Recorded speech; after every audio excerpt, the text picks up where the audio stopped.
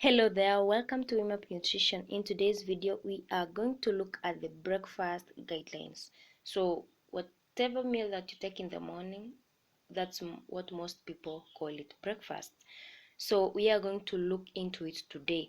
And before we get into that video, guys, if you haven't subscribed, kindly take these minutes or second to hit that subscribe button and turn on the notification bell. Kindly. Okay, so stay tuned and watch this video to the end.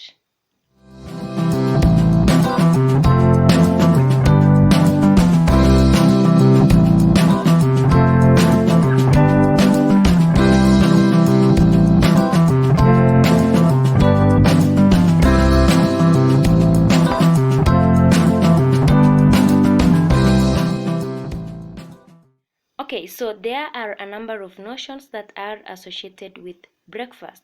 So probably you've heard this, that eating breakfast stimulates your metabolism and also it gets you ready for your day. Another one is you've also probably heard that it is the most important meal of the day. That's true, yes, but you don't really have to eat breakfast in the morning. Okay, so breakfast means breaking your fast. So after a window period of fasting, you have to take a meal, right? So the first meal that you take immediately after fasting is what we call breakfast. So this breakfast can happen anytime. Someone will can take their breakfast at 12 noon or even at 2 p.m. But others can take it at 7 a.m. in the morning or 8 p.m. That means if these people are practicing 12 to 12 type of intermittent fasting, and they took their last meal the other night on at 7 p.m. or 8 p.m., then it's allowed for them to take that meal in the morning. I hope you now understand what breakfast means. So that's your first meal of the day, and it happens after a window period of fasting. So this first meal of your day should entail a high protein, a high fat, and low carbohydrates. So we are going to look at the details on why it should entail this and not maybe any other thing. Okay, so taking a high carbohydrate diet will redirect the body or you to source the fuel that the body uses from sugars.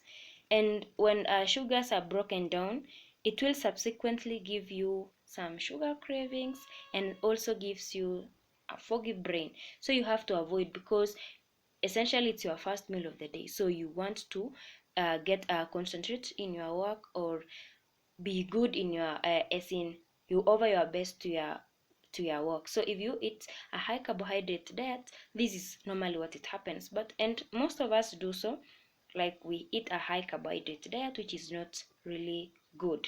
So I hope today you've learned and you are going to change. Okay, on the other side, if your breakfast entails high protein and high fats, this diet will redirect your body to source the fuel from the fats. So this will mean that you are avoiding the consequences of breaking down sugars, that's foggy brain and sugar cravings. Then also taking fats as the first high fat as the first meal of your day, because you want to walk longer and you don't want to feel hungry sooner. So you have to, if you eat this fat, it will help you feel full for long. Then also the combination of high protein and high fats, they boost your serotonin hormone, and by so doing, when the hormone levels are high, it helps with anxiety and depression. So these are some of the breakfast suggestions that you can take.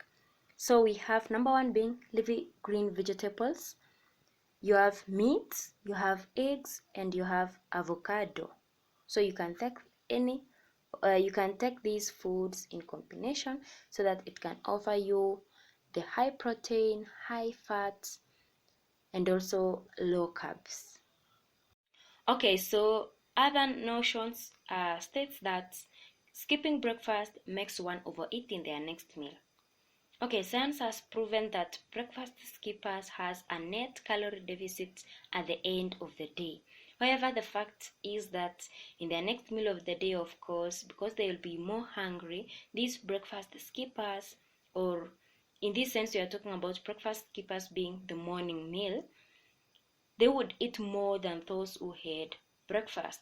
So most of these notions that we have heard about breakfast are not rooted to science, but rather you you have just heard them and you are adopting them as facts.